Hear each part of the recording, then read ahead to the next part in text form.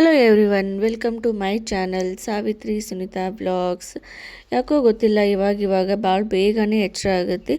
Actually pregnancy ಪೀರಿಯಡಲ್ಲಿದ್ದವ್ರಿಗೆ ಹೀಗೆ ಅನಿಸುತ್ತೆ. ಅಂದರೆ ಯಾವಾಗ ಡೇ ಮುಗಿಯೋದಕ್ಕೆ ಬರುತ್ತಲ್ಲ, ಸೊ ಡೆಲಿವರಿ ಟೈಮಿಂಗ್ ಇನ್ನೇನು ಹತ್ತಿರ ಬರುವಂಥ ಟೈಮಲ್ಲಿ ಸ್ವಲ್ಪ ನಿದ್ದೆ ಕಡಿಮೆ ಆಗುತ್ತೆ ಅಂತ ಹೇಳ್ತಾರೆ. ಸೊ ಹೀಗಾಗಿನೇ ಅನಿಸುತ್ತೆ ನನಗೆ ಬೇಗನೆ ಎಚ್ಚರ ಆಗಿಬಿಡುತ್ತೆ. ಇವತ್ತು 5:30 ಅನ್ನೋ ಅಷ್ಟರಲ್ಲಿ ನನಗೆ ಎಚ್ಚರ ಆಗಿತ್ತು. ಸೊ ವಾಪಸ್ ಮಲ್ಕೊಳ್ಳೋದಕ್ಕೆ ಎಷ್ಟು ಟ್ರೈ ಮಾಡಿದ್ರು ವಾಪಸ್ ನಿದ್ದೆನೇ ಬರಲಿಲ್ಲ. ಪ್ರತಿದ್ಯ ಮಲ್ಕೊಂಡಿರ್ತಾನೆ. ಸೊ ಹೀಗಾಗಿ 8 ಗಂಟೆ ತನಕ ಮಲ್ಕೋಬೇಕು ಅಂತ ಹೇಳಿ ನಾನು ಅಂದ್ಕೊಂಡಿರ್ತೀನಿ, ಬಟ್ ನಿದ್ದೆನೇ ಬರಲಿಲ್ಲ.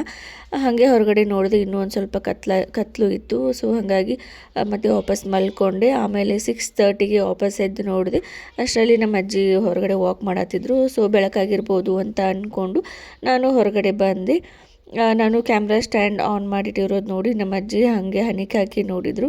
ಏನು ಮಾಡತ್ತಳಿಕಿ ಅಂತ ಹೇಳಿ ಕೇಳಿದರು, ಏನು ಹಿಂಗೆ ಆನ್ ಮಾಡಿ ಏನಿಟ್ಟಿ ಅಂತ ಹೇಳಿ. ಕ್ಯಾಮ್ರಾ ಆನ್ ಇದೆ ಅಂತ ಹೇಳಿದೆ. ಸೊ ಸುಮ್ಮನೆ ಆದ್ರೆ ಅವರು ನಾನು ಇಬ್ಬರು ಸೇರಿಕೊಂಡು ಅಂಗಳದಲ್ಲಿ ಹಾಗೆ ವಾಕ್ ಎಲ್ಲ ಮಾಡೋದು ಮುಗಿದಾದ್ಮೇಲೆ ಹಾಗೆ ಕಟ್ಟೆ ಮೇಲೆ ಕುಂತೆ ಸ್ವಲ್ಪ ರಿಲ್ಯಾಕ್ಸ್ ಮಾಡ್ತಾ ಇದ್ದೆ ಹಾಗೆ ಕೂತ್ಕೊಂಡು. ಆಮೇಲೆ ಎಳ್ನೀರು ಕುಡಿಯೋದು ನೆನಪಾಯಿತು. ಆ್ಯಕ್ಚುಲಿ ಒನ್ ಡೇ ಬಿಟ್ಟು ಒನ್ ಡೇ ನಾನು ಎಳ್ನೀರನ್ನು ಕುಡಿತೀನಿ.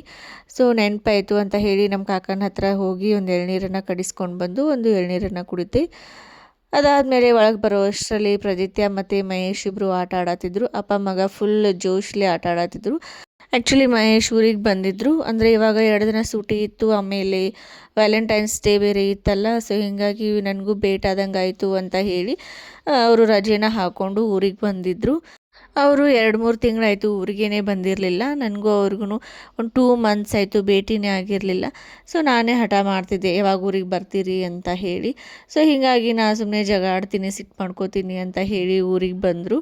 ಸೊ ಅವ್ರು ಬಂದ ಮೇಲೆ ನನ್ನ ಜೊತೆ ಟೈಮ್ ಸ್ಪೆಂಡ್ ಮಾಡೋದಕ್ಕಿಂತ ಜಾಸ್ತಿ ಮಗನ ಜೊತೆನೇ ಟೈಮ್ ಸ್ಪೆಂಡ್ ಮಾಡಿದರು. ಇವತ್ತು ಟಿಫಿನ್ಗೆ ದೋಸೆ, ಆಲೂಗಡ್ಡೆ ಪಲ್ಯ, ಚಟ್ನಿ ಆ್ಯಂಡ್ ಸಾಂಬಾರ್.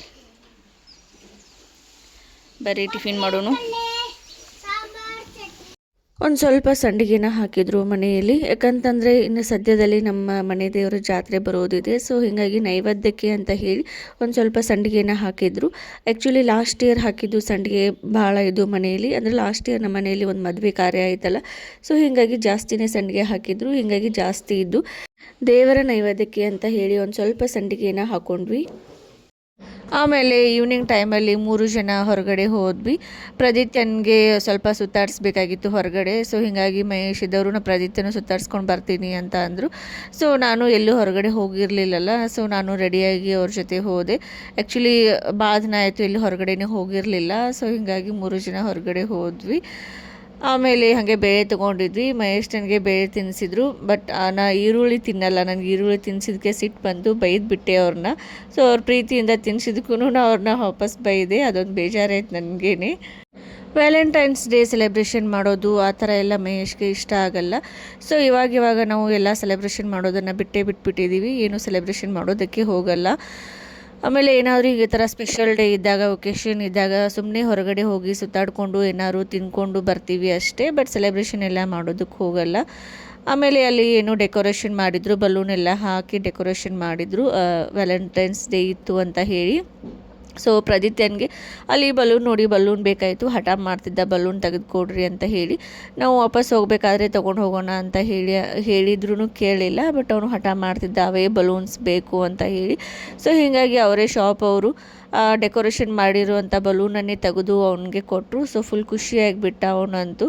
ಇವಾಗ ಫುಲ್ ಹಠ ಮಾಡೋದು ಕಲ್ತ್ಬಿಟ್ಟಿದ್ದಾನೆ. ಏನು ನೋಡ್ತಾನೆ ಅದೆಲ್ಲ ಬೇಕೇ ಅವನಿಗೆ. ಸೊ ಫೈನಲಿ ಅವನು ಬಲೂನನ್ನು ತೊಗೊಂಡೇ ಮನೆಗೆ ಬಂದ. ಆಮೇಲೆ ಅಲ್ಲಿ ಹೊರಗಡೆ ಹೋದ್ರೂ ಮಹೇಶನ್ಗೆ ಮಗನ ಜಪಾನೆ, ಬರೀ ಮಗ ಅಂತ ಹೇಳಿ ಬರೀ ಮಗನ ಗುಂಗಲ್ಲಿನೇ ಇದ್ದರು ಅವರು. ಮಹೇಶನ್ಗೆ ಒಂದು ಸ್ವಲ್ಪ ವಿಡಿಯೋ ಮಾಡಿಕೊಡ್ರಿ ಅಂತ ಹೇಳಿ ಮೊಬೈಲ್ ಕೊಟ್ಟರೆ ನನಗೆ ಈ ಥರ ವಿಡಿಯೋನ ಮಾಡಿಕೊಟ್ಟಿದ್ರು. ಅದೇ ಬೈತಿರ್ತೀನಿ ಅವ್ರನ್ನ ಅವಾಗವಾಗ, ನಿಮ್ಮ ಜೊತೆ ಸೇರಿಕೊಂಡು ನಾನು ಯೂಟ್ಯೂಬರ್ ಆದಂಗೆ ಅಂತ ಹೇಳಿ. ಸೊ ಅದಾದಮೇಲೆ ಹೊರಗಡೆ ಬಂದು ಎಳ್ನೀರಿದ್ದು. ಸೊ ಇಬ್ಬರು ಸೇರಿಕೊಂಡು ಎಳ್ನೀರನ್ನು ಕುಡಿದ್ವಿ. ಪ್ರದಿತ್ಯನಿಗೆ ಇಲ್ಲಿ ಎಳ್ನೀರನ್ನು ಕುಡಿಸೋದಕ್ಕೆ ಟ್ರೈ ಮಾಡತ್ತಾರು. ಬಟ್ ಅವನಿಗೆ ಇನ್ನೂ ಸ್ಟ್ರಾ ಅಲ್ಲಿ ನೀರನ್ನು ಜಗೋದು ಬರಲ್ಲ. ಸೊ ಹೀಗಾಗಿ ಅವನಿಗೆ ಎಳ್ನೀರು ಕುಡಿಯೋದಕ್ಕೆ ಬರಲಿಲ್ಲ. ಸೊ ನಾವೇ ಇಬ್ಬರು ಎಳ್ನೀರು ಕುಡ್ಕೊಂಡು ವಾಪಸ್ ಮನೆಗೆ ಬಂದ್ವಿ. ಆಮೇಲೆ ಪ್ರದಿತ್ಯ ಒಂದೊಂದು ಸ್ವಲ್ಪ ಶಾಪಿಂಗ್ ಇತ್ತು ಅಂತ ಹೇಳಿ ಹಂಗೊಂದು ಸ್ವಲ್ಪ ಶಾಪ್ ಮಾಡಿಕೊಂಡು ಮನೆಗೆ ಬಂದ್ವಿ.